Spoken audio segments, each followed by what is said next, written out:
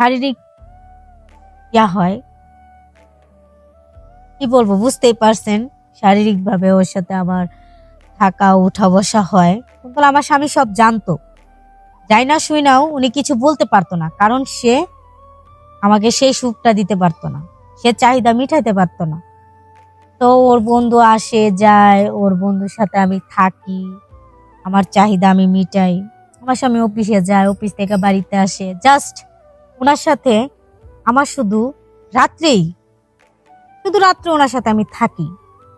কিন্তু ওনার সাথে আমার কিছু হয় না, কারণ উনি জানে উনি আমার সাথে কিছু করতে পারবে না, উনি আমার চাহিদা মিটাতে পারবে না।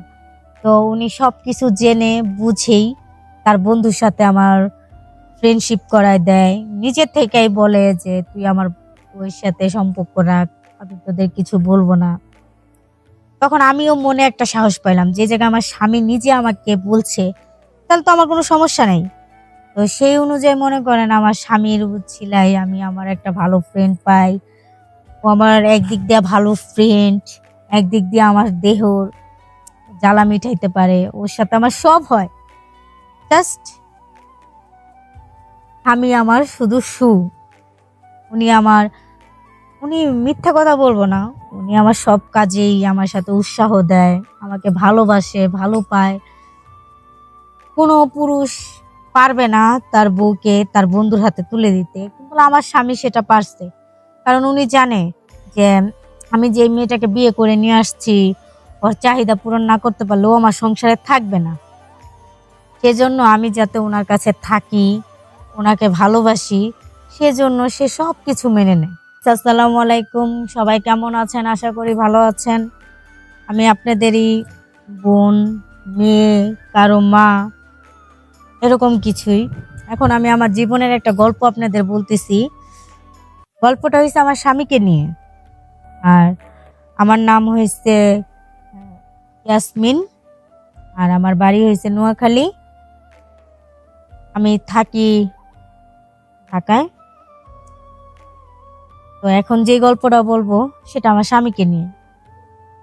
আমার বাবা মা প্রায় আজ থেকে 2 বছর আগে আমাকে একটা ছেলের সাথে বিয়ে দেয়। অবশ্যই আমার শ্বশুর বাড়ি ময়মনসিংহে। তো বিয়ের পর সংসার করি, কিন্তু বিয়ে হয়েছে, সংসার করতেছি, কিন্তু মনের মধ্যে শান্তি নেই। কারণ যাকে নিয়ে সংসার করব সে আমার মনের মতো না। সে দেখতে চেহারা ভালো, এমন বলবো না যে দেখতে খারাপ, এমন কিছুই না। সে দেখতে সব ঠিক থেকে পারফেক্ট আছে, কিন্তু একদিক দিয়ে পারফেক্ট নাই। সেটা হয়েছে কি, যৌন মিলন, ওইটার দিক দিয়ে পারফেক্ট নাই। তো আমি তো ওইভাবে ওনার সাথে সংসার করতে পারবো না। কারণ একটা মেয়ে যখন বিয়ে হয় তার মনে খুব শখ থাকে যে স্বামীর বাড়ি যাবে, স্বামীর সাথে সংসার করবে, ভালো হবে। আর মেয়ে মানুষের জীবনে সবচেয়ে বেশি স্বামীর সহবাসটাই সবচেয়ে কাছের হয়। কারণ একটা মেয়ে একটা ছেলের কাছে যাই তার দেহের চাহিদা মিটানোর জন্য। তো যদি সেই চাহিদা স্বামী না মিটাইতে পারে তাহলে কার কাছে যাবে? তো যাক, এভাবে করতে করতে প্রায় 1 বছর সংসার হয়ে গেছে। হয়ে যাওয়ার পরে হঠাৎ একদিন আমার স্বামীর বন্ধু আমাদের বাড়িতে আসছে বেড়াইতে।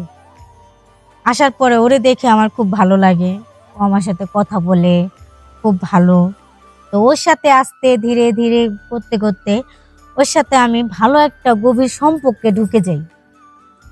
ঢুকে যাওয়ার পরে ওর সাথে আমার বেশ কিছুদিন শারীরিক হয়, কি বলবো, বুঝতেই পারছেন। শারীরিকভাবে ওর সাথে আমার থাকা উঠা বসা হয়, কিন্তু আমার স্বামী সব জানতো। যাই না শুই নাও উনি কিছু বলতে পারতো না, কারণ সে আমাকে সেই সুখটা দিতে পারতো না, সে চাহিদা মিটাইতে পারতো না। তো ওর বন্ধু আসে যায়, ওর বন্ধুর সাথে আমি থাকি, আমার চাহিদা আমি মিটাই। আমার স্বামী অফিসে যায়, অফিস থেকে বাড়িতে আসে, জাস্ট ওনার সাথে আমার শুধু রাত্রে ওনার সাথে আমি থাকি। কিন্তু ওনার সাথে আমার কিছু হয় না, কারণ উনি জানে উনি আমার সাথে কিছু করতে পারবে না, উনি আমার চাহিদা মিটাতে পারবে না।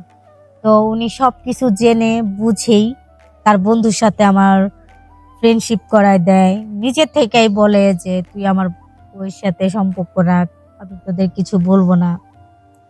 তখন আমিও মনে একটা সাহস পাইলাম, যে জায়গায় আমার স্বামী নিজে আমাকে বলছে, তাহলে তো আমার কোনো সমস্যা নেই। তো সেই অনুযায়ী মনে করেন আমার স্বামীর উছিলায় আমি আমার একটা ভালো ফ্রেন্ড পাই। ও আমার একদিক দিয়ে ভালো ফ্রেন্ড, একদিক দিয়ে আমার দেহর জ্বালা মিটাইতে পারে, ওর সাথে আমার সব হয়। জাস্ট আমি আমার শুধু উনি আমার, উনি মিথ্যা কথা বলবো না, উনি আমার সব কাজেই আমার সাথে উৎসাহ দেয়, আমাকে ভালোবাসে, ভালো পায়। কোনো পুরুষ পারবে না তার বউকে তার বন্ধুর হাতে তুলে দিতে, কিন্তু আমার স্বামী সেটা পারছে। কারণ উনি জানে যে আমি যে মেয়েটাকে বিয়ে করে নিয়ে আসছি, ওর চাহিদা পূরণ না করতে পারলে ও আমার সংসারে থাকবে না। সেজন্য আমি যাতে ওনার কাছে থাকি, ওনাকে ভালোবাসি, সেজন্য সে সব কিছু মেনে নেয়। সে নিজে তার বন্ধুর হাতে আমাকে তুলে দেয়। তো এখন আমি খুব ভালো আছি, খুব সুখে আছি। স্বামীর সাথেও সংসার করতেছি, বাহিরে বন্ধুর সাথে কাটাতে পারছি, চাহিদা মেটাতে পারছি, আমি সব দিক দিয়ে পারফেক্ট আছি। আর এখন আমি খুব খুশি। প্রথম প্রথম হয়তো বিয়ের 1 বছর আমি খুব কষ্টে ছিলাম, ভালো লাগতো না, খুব কান্নাকাটি করতাম যে বাবা মা দেখে শুনে এমন একটা ছেলের কাছে বিয়ে দিছে, সে সে আমার চাহিদাই পূরণ করতে পারে না, সে আমার কাছে আসেই না। কারণ আসবে কি করে, সে সেই কাজটা করতেই পারে না।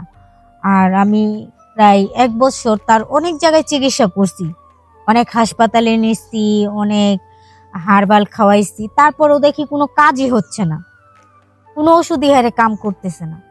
তো বাধ্যমূলক হয়ে আমি তার বন্ধুর সাথেই ফিজিক্যাল লাইফে জড়াই। এখন আমি খুব ভালো আছি, স্বামীও আমার খুব ভালো আছে। আমি বেশিরভাগ সময়টা ওর বন্ধুর সাথে কাটাই। যখন ও বাড়িতে না থাকে, ওর বন্ধু আসে, আমার সাথে থাকে, ফিজিক্যাল লাইফে জড়াই, খুব আনন্দ পাই, ফুর্তি করি, খুব ভালো আছি। তো এখন যাই হোক, আমি তো এটা একটা ছোট ভুল করে ফেলছি। কারণ আমার স্বামী যেমনই হোক, সে আমার চাহিদা মেটাতে পারে না বিধায় আমিও তার বন্ধুর সাথে থাকি। আসলে এটা আমার করা উচিত হয় নাই। কারণ সে যেমনই হোক, যেভাবেই হোক, সে আমার স্বামী। তো আমি এটা একটা ভুল করছি, স্বামীর চাহিদা পূরণ করতে পারে না দেখে তার বন্ধুর সাথে থাকি। এটার চেয়ে বড় পাপ কিছুই না। আমি এটা সবচেয়ে বড় একটা ভুল করছি। তো সবার কাছে এই মিনতি, আমি যে ভুলটা করছি আপনারা কেউ এই ধরনের ভুল করবেন না। কারণ স্বামী খারাপ হইলেও স্বামী, ভালো হইলেও স্বামী, সে যদি কিছু নাও পারে সে আমার স্বামী। তো আমি সবার কাছে এই এক আবেদন নিয়ে বলছি, আমার মতো এরকম ভুল কেউ করবেন না। আর সবাই আশা করি স্বামীর প্রতি শ্রদ্ধা, ভালোবাসা ঠিক এক সমানই থাক। আমার মতো স্বামীকে থুয়ে স্বামীর বন্ধুর দিকে নজর দেওয়াটা ঠিক না। স্বামী যদি চাহিদা পূরণ নাও করতে পারে, তারপরেও চেষ্টা করবেন স্বামীর কাজটা আদায় করে নেওয়ার, যেভাবেই হোক তার সাথে থাকার চেষ্টা করবেন। বলে যে স্বামী পারে না জন্য স্বামীকে দোষ দিবেন, স্বামীর সাথে সংসার করবেন না, এই ধরনের কথা বলবেন, তার বন্ধুকে পাইলে বন্ধুর সাথে যাবেন, এই ধরনের ভুল কেউ করবেন না। তো সবার কাছে আমি এই গল্পটা বললাম, সবাই আমার জন্য দোয়া করবেন, সবাই ভালো থাকবেন, আল্লাহ হাফেজ। আর আমার জন্য সবাই দোয়া করবেন, সবাইকে বলি। আর আমার ভিডিও যারা যারা দেখবেন তারা সবাই অবশ্যই লাইক, কমেন্ট, শেয়ার করে দিবেন।